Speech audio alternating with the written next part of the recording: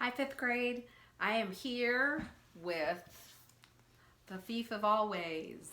Dun dun dun. We got to find out what's going to happen. He's going after Mr. Hood. Harvey is.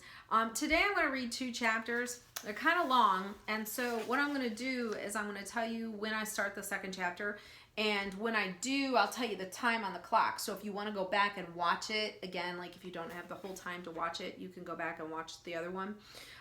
This chapter here, this is chapter 22, and it's called Appetite. And if you remember, I think Harvey was going down to the pond to try and find Lulu. So let's find out what is going on here, okay? All right. Oh, to be a vampire again, Harvey thought. To have claws and fangs and have a hunger for blood upon him like the hunger he'd had in that distant Halloween. The hunger he'd turned from it, the hunger he turned from in disgust. He wouldn't turn from it now. Oh no, he'd let it swell the beast in him so he could fly in Hood's face with the hatred of razor sharpness. But he wasn't a beast, he was a boy. It was the vampire king who had the power, not him. And then, as he stared up at the house, he remembered something that Ritkus had told him at the door. It takes a lot of magic to conjure up these shams and hoaxes, he said. Mr. Hood's really sweating to find you something you like. Maybe I don't need fangs to suck him dry, Harvey thought. Maybe all I need is wishes. That's good thinking. I want to talk to Hood, he told Ritkus. Why? Well, maybe there are some things I like, only I want to tell him about it personally. He's listening, Ritkus says, glancing back towards the house. Harvey scanned the windows and the eaves and the porch, but there was no sign of any presence. I don't see him, he said. Yes, you do, Ritkus replied. Is he in the house? Harvey asked, staring through the open door.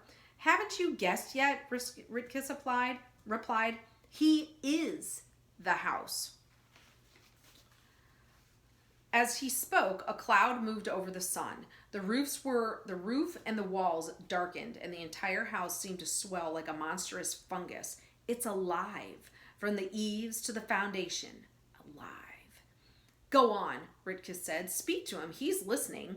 Harvey took a step towards the house. Can you hear me? He said. The front door swung a little wider, and a sigh breath from the top of the stairs blew a cloud of Jive's dust out onto the porch. He can hear you, said Ritkus. If I stay, Harvey began. Yes, said the house, making the words from the creaking and the rattling. You'll give me anything I want? For a bright boy like you, came the reply. Anything. You promise? On your magic? I promise. I promise. Just say the word. Well, for start, yes. I lost my ark. Then you must have another, my lodestar. The Hood house said, bigger and better. And a broad board from the front porch folded back as an ark 3 times the size of the first one and rose into view. I don't want lead animals, Harvey said as he walked toward the house. What then? Said Hood. Silver and gold. Silver and gold, said Hood. No, flesh and blood, Harvey replied. Perfect little animals. I like a challenge, Hood said as he spoke in a tinny din of bellows and roars from the ark, and the little windows were flung open and the doors flung wide, and half a hundred animals appeared, all perfect miniatures, elephants, giraffes, hyenas, aardvarks, doves. Satisfied, said Hood. Harvey shrugged. It's okay, I suppose, he said. Okay, said Hood. It's a little miracle. So make me another. Another ark? Said Hood. Another miracle. What would you like? Harvey turned his back on the Hood house, and surveyed the lawn. The sight of Mrs. Griffin watching with puzzlement inspired the next request. I want flowers, he said, everywhere, and I don't want two that are alike. For what? Asked the Hood house. You said I could have whatever I want, Harvey replied. You didn't say I had to give you a reason. If I had to do that, all of the fun goes out of it. Oh, well, we wouldn't want that, the Hood house said. You must have fun at all costs. So give me the flowers, Harvey insisted. The lawn began to tremble as though a minor earthquake were underway, and the next moment, countless shoots pressed up between the blades of the grass. Mrs. Griffin began to laugh with delight. Look at them, she said. Just look. It was quite a show. Tens of thousands of flowers bursting into blossoms at the same time. Harvey could have named only a few if he'd been quizzed. Tulips, daffodils, roses, but most of them were new to him, species that only bloomed at night on the high Himalayas or the windswept plateaus of Tierra del Fuego. Flowers from blooms as big as his head or as small as his thumbnail. Blooms that stank like bad meat or smelled like the breeze of heaven itself. Even though he knew it was an illusion, he was impressed and said so. Looks good, he told the Hood house. Satisfied? He wanted to know. Was its voice a little weaker than it had been earlier? Harvey wondered. He suspected it was. He showed no sign of that suspicion, however. He simply said, We're getting there. Getting where? Said the Hood house. Well, said Harvey, I guess we'll know when we arrive. A low growl of irritation came from the house, shaking the windows. One or two slats slid from the roof and smashed onto the ground below. I'm going to have to be careful, Harry thought. Harvey thought. Hood's getting angry. Ritkus echoed that thought. I hope you're not stringing Mr. Hood along, he warned, because he doesn't like that kind of game. He wants me to be happy, doesn't he? Harvey said. Well, of course. So how about something to eat? Well, the kitchen is full, said Ritkus. I don't want pies and hot dogs. I want... He paused, ransacking his memory for delicacies he'd heard about. Roast swan and oysters and with those little black eggs. Caviar? Ritkus suggested. That's it. I want caviar. Really? It's disgusting.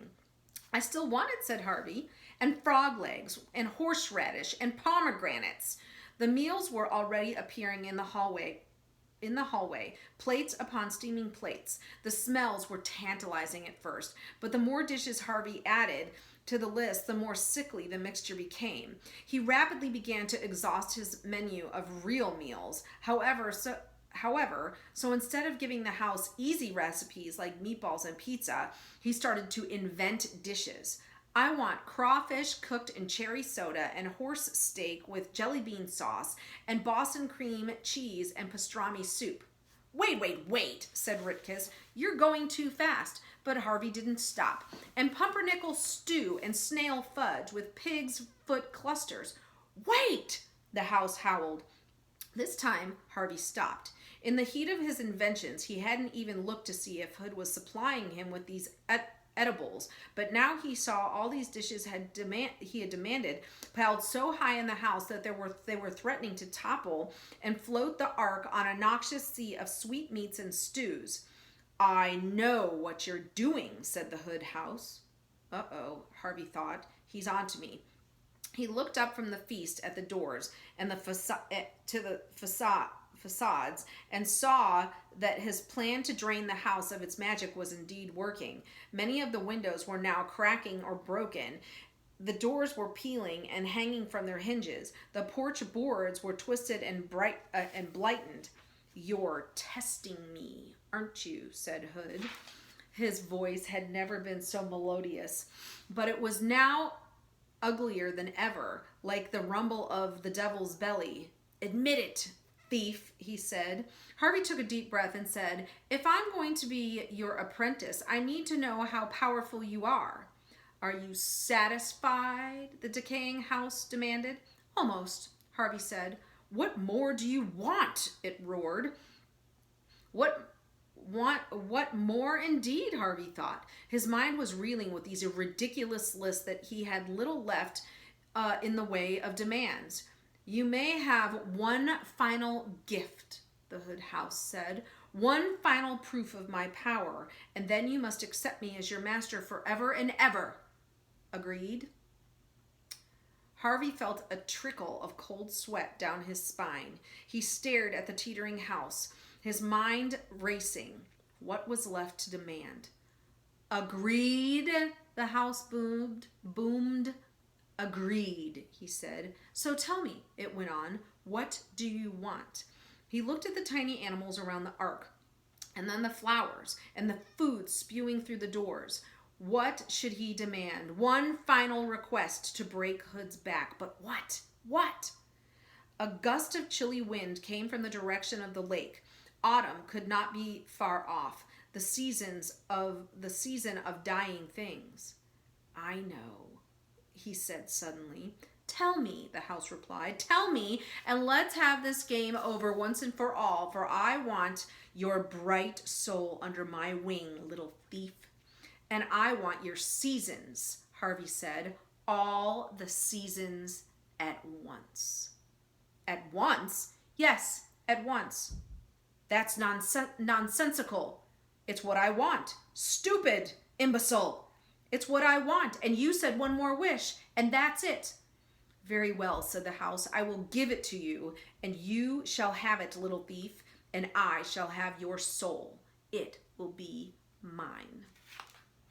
We're at 12 minutes. This is chapter 23, The War of Seasons.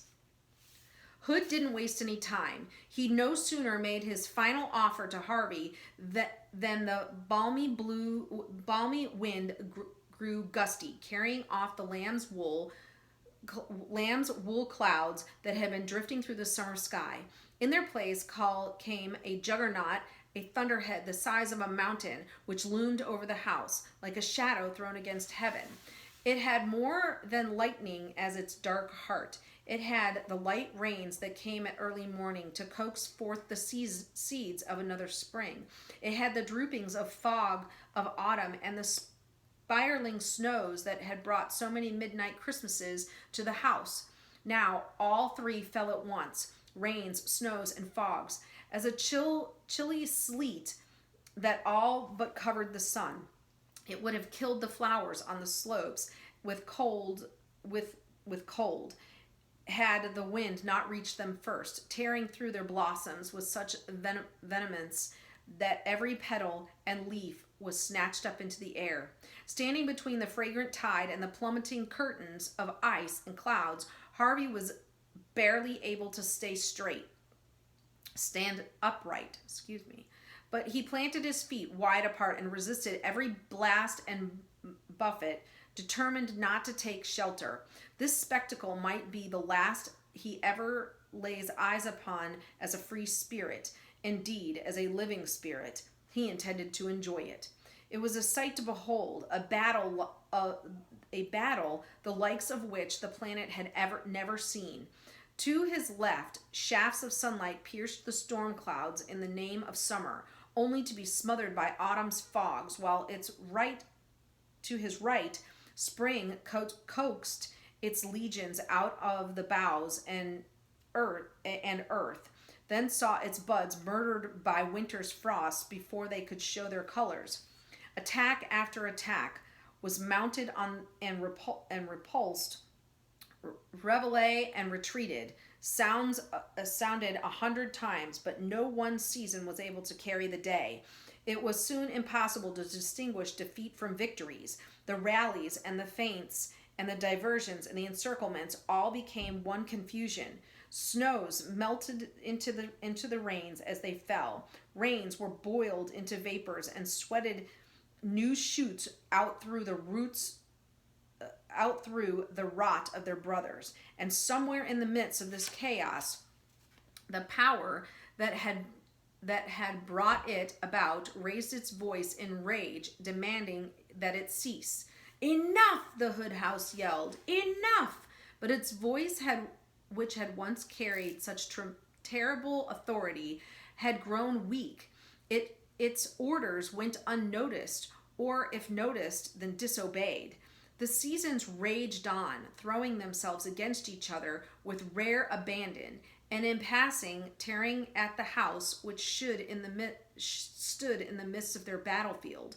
The walls, which had begun to teeter as Hood's power diminished, were thrown over by the raging winds. The chimneys were racked by thunder and toppled. The lightning rods struck so many times they melted and fell through the slateless roof in a burning rain, setting fire to every floorboard, banister, and stick of furniture they touched.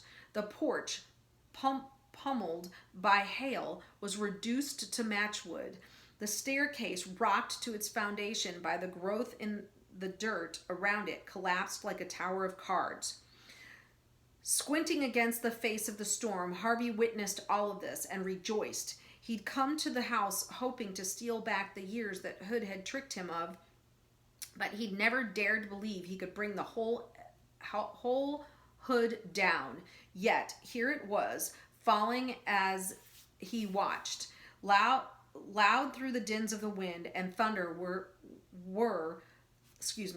loud though the dins of wind and thunder were, they couldn't drown out the sounds of the house as it perished and went to dust. Every nail and sill and brick seemed to shriek out all at once, a cry of pain that only oblivion could comfort. Harvey was denied a glimpse of Hood's last moment. A cloud of dirt rose like a veil to cover the sight. But he knew the moment this battle with the Vampire King was over, because the wearing seasons suddenly turned to peace. The thunderhead softened its furies and dispersed. The wind dropped to an idling breeze. The fierce sun grew watery and veiled itself in the mists. There was debris in the air, of course, petals and leaves, dust and ash. They fell like a dream rain, though their fall marked the end of a dream. "Oh, child," said Mrs. Griffin. Harvey turned to her. She was standing just a few yards from him, gazing up at the sky. There was a little patch of blue above their heads, the first glimpse of the real sky these few acres of ground had seen since Hood had founded his empire of illusions. But it was not the patch she was watching. It was a congregation of floating lights, the same that Harvey had seen Hood feeding upon in the attic, which had been freed by the collapse of the house. They were now moving in a steady stream towards the lake. "The children's souls," she said, her voice growing thinner as she spoke the words. "Beautiful." Her body was no longer solid, Harvey saw. She was fading away in front of him. "Oh no," he murmured. She took her eyes off the sky and stared down at her arms and the cat that was carrying them, and the cat she was carrying in them. It too was growing insubstantial. "Look at us," Miss Griffin said, with a smile upon her face. "It feels so wonderful. But you're disappearing."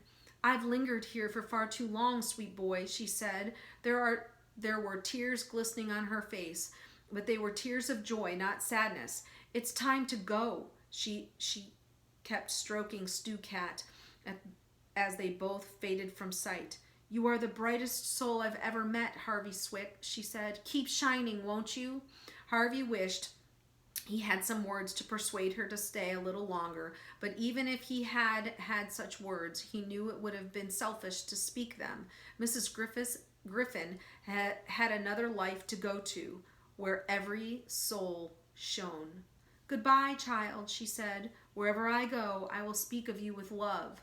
Then her ghostly form flickered out, leaving Harvey alone in the ruins. So they're freed, I guess, but we still don't know if Harvey will get his years back, which is one of the things that he wanted. So we're not far off. We only have a little bit more to go here. So we're at 20 minutes. So if you stuck around, I'm glad you did. I miss you, 5th grade. I hope you're doing well. Take care of each other and be kind. Bye.